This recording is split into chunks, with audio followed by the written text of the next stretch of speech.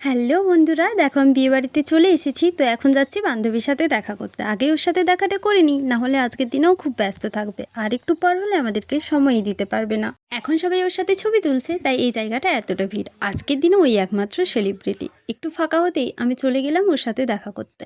মেয়েরাও কতটা জলদি বড় হয়ে যায় না। এই তো মনে পড়ছে কিছুদিন আগে একসাথে স্কুলে গেছি, কত আড্ডা দিয়েছি, মজা করেছি। পুতুল খেলার সময় একমাত্র সঙ্গী ছিলিস তোরা।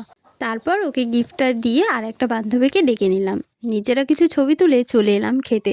জানো তো, আমরা তিনজন সেই ছোটবেলার বন্ধু। যখন আমরা ক্লাস 9-এ পড়ি, তখন কিছু ভুল বোঝাবুঝির জন্য ওদের সাথে আমার আর কথা হয়নি। তখন করোনা আসায় আমাদের স্কুল প্রাইভেট সব ছুটি হয়ে যায়, আর সুযোগও হয়ে ওঠেনি সম্পর্কটা ঠিক করার। তাই আমাদের সম্পর্কে দূরত্ব হয়ে যায় অনেকখানি। জানো তো, আজ প্রায় 7 বছর পর ওদের সাথে আবার কথা হলো। খুব কষ্ট হতো, যতই হোক ছোটবেলার বান্ধবী বলে কথা।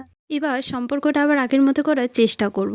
দেখো, মেনুতে আজ অনেক কিছুই ছিল। মিনারেল ওয়াটার, লবণ লেবু, স্যালাড, ভেজিটেবল, নান, চানা মশলা, মিহিদানা, চিকেন বিরিয়ানি, পাঁপড়, রাজভোগ, আইসক্রিম, পান মশলা।